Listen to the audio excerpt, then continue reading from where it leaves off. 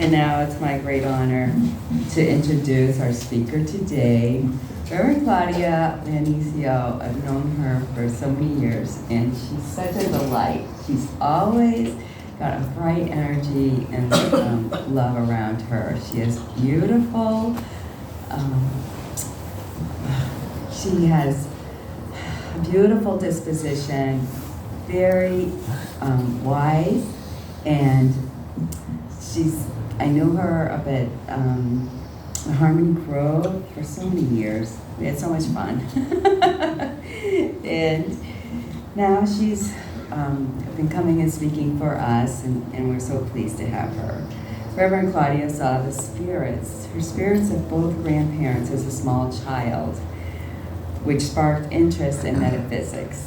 Spirit brought her to Harmony Grove in 1983 for readings and for spiritual growth. Doreen Virtue granted her certification as an angel intuitive in 2014. She received her certificates in spiritual healing in 2015 and mediumship in 2016. She was ordained as a Harmony Grove Spiritualist Association minister in December 2019. She enjoys serving as a healer, chair, medium, minister for church services, and in 2021, she earned her Reiki Master Practitioner Certificate.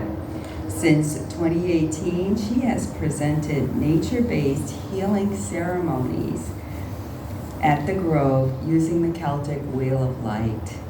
A professional theater artist, she worked for California Arts Council as a teaching artist and in public school system. She believes the worlds of spirit, the arts, and nature are intrinsically linked. She enjoys living in Escondido countryside amongst the sights and sounds of nature. Let's welcome warmly, please, Reverend Claudia Leonesio.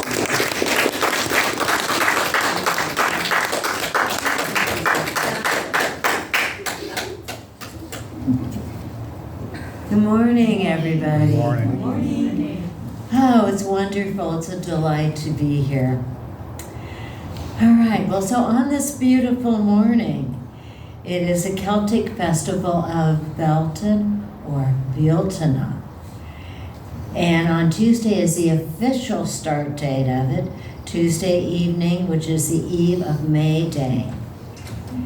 So as Reverend said, I honor my ancestors from Scotland, Ireland, and England by offering ceremonies and services based on the Celtic wheel of the year. Now, Beltane is positioned between the spring equinox and the summer solstice, and directly across the wheel from All Hallows Eve. The ancient Celts knew that time was circular as well as linear.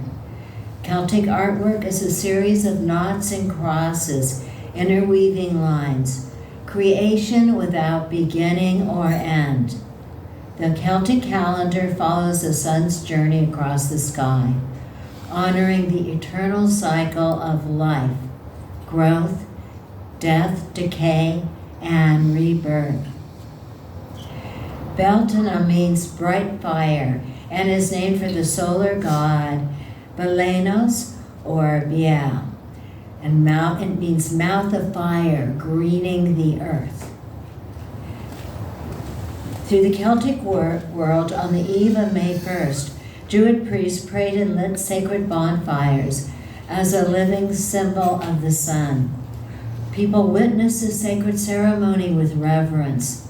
Dancing around the fire sunwise stimulated the crops and drove away evil influences.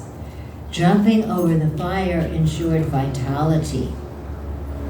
As the fire was dying down, the livestock were driven through the parted fire to prevent disease and ensure their fertility.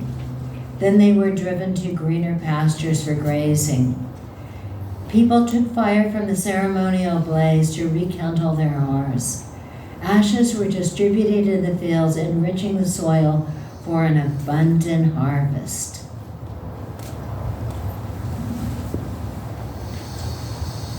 May Day celebrates the reawakening of the earth. Birds are building their nests, bees are buzzing, hummingbirds are pollinating. The fire of the sun greening the earth with longer, warmer days as buds and blossoms give way to unfurling leaves. This is a time of hope, fruitfulness, and beauty. The spark of spring fever honors romance, reproduction, and new life. Forests are filled with game, and healing herbs are waiting to be gathered. This is the time of the green man, the archetype of a male face covered with leafy green foliage, and the maiden grows into her role as a life-giving mother. The beauty of creation reminds me of the divine within us all. Farmers used to say, "A wet and windy May fills the barns with corn and hay." The fair maid who on the 1st of May goes to the field at break of day, washing in dew from the hawthorn tree, ever handsome shall she be. Setting a green bough in front of your house and barn ensures milk all summer long. The community needed to participate in rituals invoking the sun to ensure a beautiful harvest. Everything and everyone was decorated with flowers for May Day. Special baskets were given away. Part of the entertainment included the ritual battles of winter giving way to summer. The captain representing summer became the May King, with the Queen of the May carrying willow wands, presiding over the festivities. Making merry with games, hand fasting, feasting, soothsayers, and dancing around the maypole was the order of the day. The maypole is symbolic of planting seeds in the Mother Earth. Females with red ribbons and males with white, joyfully circling with their intertwined ribbons around the maypole in a dance of creation. The May Day revels were filled with magic and abandon. It was said that any children born on May Day had the ability to see the fairies. And I noticed on the program that, once again, Reverend Deborah is teaching the fairy kingdom and the elementals, which I took twice many years ago. Wonderful, wonderful, wonderful, wonderful, meaningful class. So the veils between the worlds are open now. In this liminal time, people may walk upon the earth. Fairies are more active at Beltane and Halloween than any other time of the year. Farmers worried about the fairy folk entering their fields.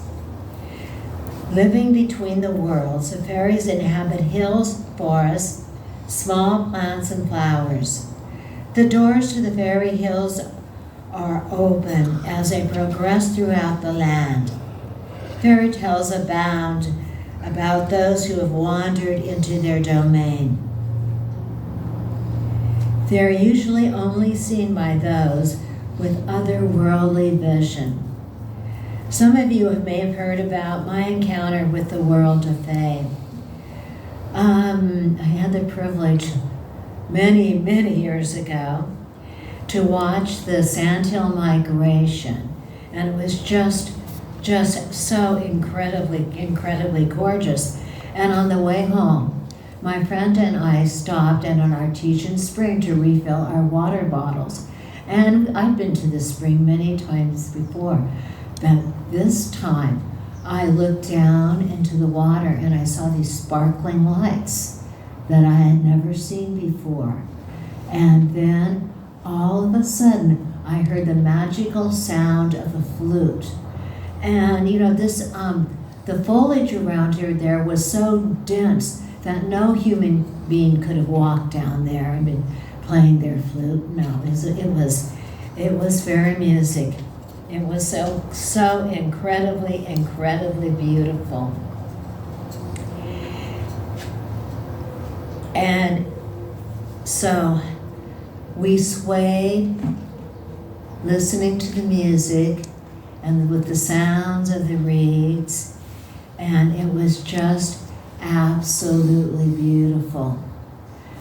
Then, all of a sudden, the stars came out, the music slowly faded out, and the fairy lights dimmed. But I was just so thankful that I got to witness this. It was just one of the highlights of my life, because it made me feel so grateful for all the things that are in our world that we really don't see and don't always understand. So those who are sensitive to the fair folk will often leave offerings at Beltenham.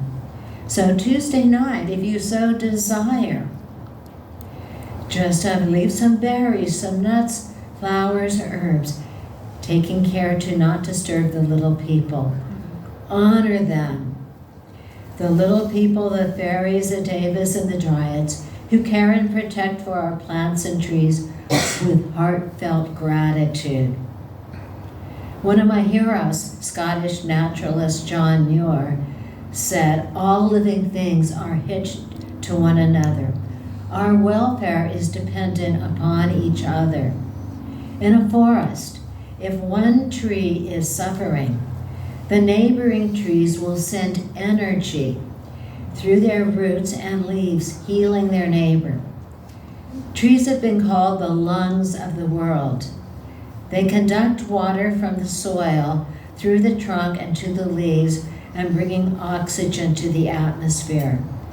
And as we exhale, carbon dioxide is absorbed by the trees and then into the air. Our lives are definitely intertwined as we replenish the atmosphere for each other." Now, Dr. Stephen Farmer advocates learning how to communicate with tree spirit. Reverently approach the tree with a gift of sage or tobacco. Then lovingly place your hand on the trunk, feeling the exchange of energies. And as you do that, feel the sap rising within you, filling you with joy and gratitude. From acorns, mighty trees grow. Druid priests perform their sacred ceremonies in oak groves. Oak trees have great stamina and strength, noble and steadfast. They help us center and regain balance. They retain memories of ancient knowledge, ceremonies, and divination. They are the great rememberers. The Celtic word for oak is dur, or door. So visualize a magnificent oak, and then with very soft eye focus, see if you can see the image of a door on one side of the tree. This has been called the doorway to the fairies, or the mysteries of the universe. Sitting with oak, I have found my negativity cleared, my vibration raised, enabling me to move forward in grace. Being in oak's sacred space grounds me and gives me courage. Oak's element is the fire of purification, inspiration, and renewed creativity. My gratitude to oak is acknowledged with prayers and tobacco. Sheltering oak groves give solace and hope to so many. It is a privilege to share this sacred space with birds, critters, elementals, and spirits seen and unseen. The fire of the sun illuminates our planet, but our inner sun is our third chakra, the solar plexus, which is sunshine yellow. So when you can, think about it, ground yourself to Mother Earth. Place your hands over your solar plexus and envision yourself blooming and standing tall. Your roots strengthening and empowering you with spiritual truth as you reach for the sun. Beltana is all about celebrating the glory of creation that is all around us. And there are bright fire gatherings in Scotland, in England, in Texas, and in San Diego, and everywhere else, honoring the reawakening for the earth. For me, it's a Celtic May Day, the Celtic Earth Day, sorry. So please make thoughtful choices. Be mindful how your actions affect our shared home for future generations. May the blossoming of nature inspire you to bring abundance and fertility into your life. So birth an idea, a piece of art. Create more positive, sustainable relationships and ways of being. Light a candle and dream of how you can help light the way for others. May the flames of Beltana purify, illuminate, and transform us as we coexist upon the earth in peace and harmony. Thank you.